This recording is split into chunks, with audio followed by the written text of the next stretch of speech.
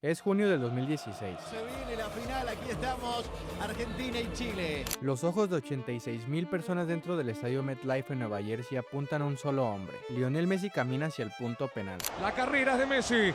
La final de la Copa América Centenario pende de un hilo. El hombre que rompió todas las redes de Europa, el jugador más letal del planeta impacta el balón. Messi.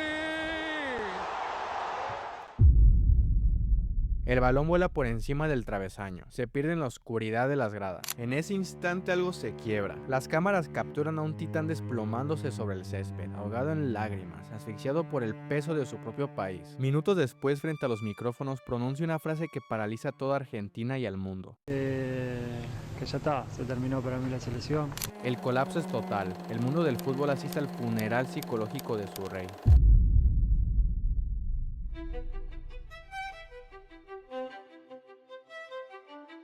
Seis años después, el mismo hombre con el rostro curtido y la mirada afilada levanta la tan ansiada Copa del Mundo. 88,000 almas gritan su nombre mientras el planeta entero se rinde a sus pies. Ha conquistado la inmortalidad. Pero el abismo entre la derrota de 2016 y la gloria de 2022 oculta un misterio mucho más denso que la simple resiliencia deportiva. ¿Cómo logró un ser humano que no supera el 1,70 m doblegar a un deporte dominado por atletas biológicamente superiores? ¿Cómo un cuerpo diseñado para el fracaso genético terminó hackeando la física, la biomecánica y la neurociencia para convertirse en para muchos el mejor de todos los tiempos? La respuesta no está en el misticismo ni en la magia, la respuesta está oculta en su sangre, en la densidad de sus huesos y en la arquitectura cuántica de su corteza prefrontal.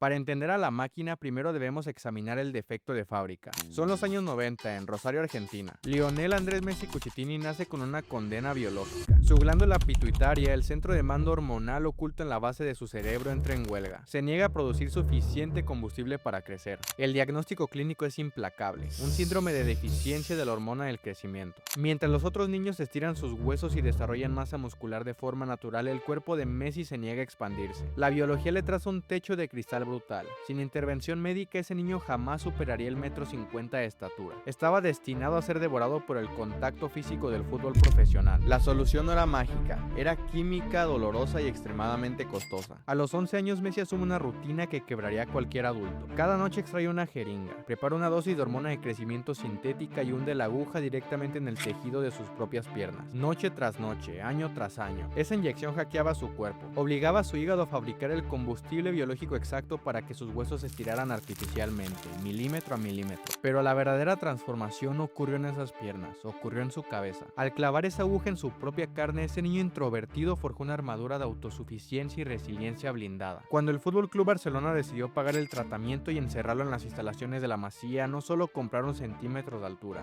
importaron a un superviviente, un adolescente extremadamente tímido, incapaz de adaptarse socialmente a una nueva ciudad. Fuera del campo era un fantasma, dentro del campo era un depredador letal que canalizaba toda esa timidez a través de la destrucción de las defensas rivales.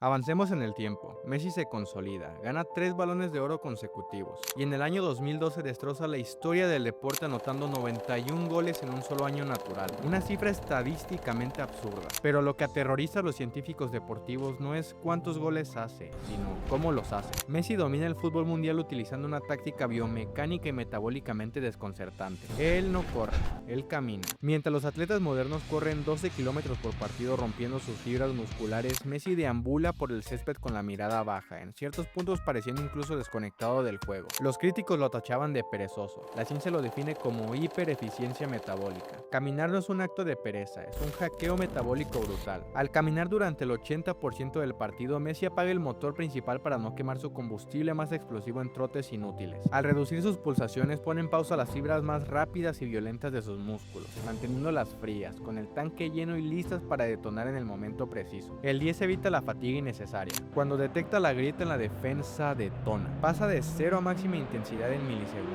con un tanque de energía que sus rivales quemaron corriendo sin sentido en el primer tiempo. Y en cuanto arranca, la física entra a protegerlo. Ese tratamiento hormonal le dio la altura justa para sobrevivir, pero le dejó un centro de gravedad extremadamente útil en el fútbol de élite. A 1,70 m del suelo, Messi flexiona las rodillas y altera el ángulo de su tronco. Crea un equilibrio perfecto. Cuando un defensa europeo de 1,90 m intenta cambiar de dirección para marcarlo, solo, su propio peso y altura juegan en su contra. La inercia y el torque necesario para girar un cuerpo tan alto exigen tiempo y esfuerzo. Messi no tiene ese problema. Su centro de masa bajo le permite ejecutar cambios de posición, fintas y aceleraciones con una inercia mínima. La gravedad intenta derribarlo, pero en cambio él rompe las cinturas de los gigantes porque la física dicta que ellos estructuralmente no pueden girar tan rápido como él.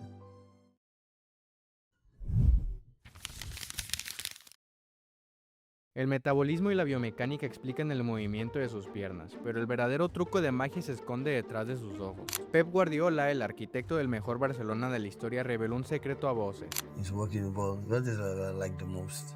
He's not out of the game. He's involved. He's moving his head. Right, left, right. He's always like this. He's not running, but he's always watching what happens. La psicología del fútbol, liderada por investigadores como Gary Jordet, llaman esto el escaneo visual. A través de estudios de rastreo ocular descubrieron que los jugadores de élite giran la cabeza constantemente para registrar el entorno antes de recibir el balón. Pero Messi no solo mira, Messi procesa. Su frecuencia de escaneo opera a velocidades absurdas. Construye un escenario tridimensional del campo en tiempo real. Calcula vectores de movimiento, la posición de los 11 rivales y las trayectorias de sus compañeros. Antes incluso de que el balón roce su bota izquierda, su cerebro ya simuló y descartó 14 futuros posibles. Pero esta genialidad analítica, este hiperfoco casi robótico, tiene una explicación neurobiológica profunda, una que también revela el lado más oscuro de su mente. Observa sus propias confesiones. Yo para eso siempre fui obsesionado del orden. Tengo mi parte de que soy más raro que la cara también. Me gusta mucho estar solo, disfruto del estar solo. Si tengo el día organizado de una manera y en el medio pasa algo que no está organizado, ya por ahí cualquier boludez me hace cambiar de ánimo y me bloqueo y me cuesta salir de ese bloqueo. Este perfil psicológico encaja a la perfección con una anomalía genética específica. La neurociencia divide nuestra mente en dos bandos, los guerreros y los preocupados. En un cerebro normal, el GEM-COMT actúa como el equipo de limpieza. Su trabajo es barrer la dopamina, ese mismo químico que se activa al oler tu comida favorita. Pero la arquitectura de Messi parece operar bajo la variante MET-MET, el modelo del preocupado. En su cabeza, este sistema de limpieza parece trabajar en cámara lenta. Esto provoca un atasco biológico perfecto. Su centro de mando está permanentemente inundado de dopamina. Ese océano químico constante es su arma secreta. Es lo que le otorga una memoria táctica letal y la capacidad monstruosa de hiperenfocarse, silenciando el ruido de 100.000 personas con solo parpadear. Es el software de una computadora cuántica. Pero la biología siempre cobra un impuesto. La trampa mortal del genotipo MET-MET se activa bajo estrés extremo. Cuando la presión mediática es insoportable. ¡Sí! ¡Que Messi se vaya de la selección! Y dale play, la perdió.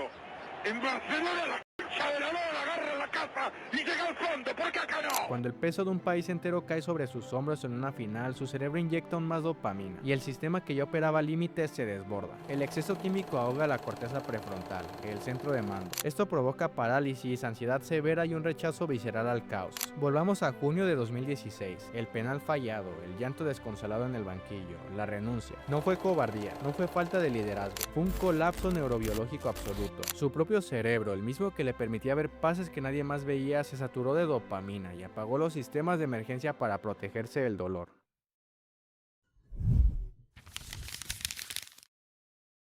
La historia de Leo Messi no es un cuento dada sobre el talento natural, es la crónica de un ser humano en guerra constante contra su propia biología. Nació con un cuerpo que se negaba a crecer y lo inyectó con química sintética para obligarlo a combatir. Desarrolló un metabolismo de conservación de energía absoluto para no ser destruido por el ritmo de los atletas modernos. Y dominó una mente que operaba al borde del colapso, equilibrando la delgada línea entre hacer esto... Luis Suárez también. Leo Messi golpea. ¡Contra! y la parálisis por ansiedad. Que ya está, se terminó para mí la selección. Muchos se rieron de su estatura, subestimaron su silencio, criticaron sus caminatas por el campo y lo crucificaron cuando su sistema nervioso se rindió en 2016. Pero cuando levantó la Copa del Mundo en 2022, no solo derrotó a la selección francesa, derrotó su propio déficit hormonal, derrotó la inercia rotacional de los defensores más grandes del mundo y sobre todo dominó a su propio cerebro. Logró que su corteza prefrontal soportara la presión más grande jamás puesta sobre un atleta y sin desbordarse. El jugador que nació con una genética defectuosa logró forjar la mente más optimizada de la historia del deporte. Una anomalía biológica perfecta, un robot de carne y hueso que caminando puso el mundo entero a sus pies.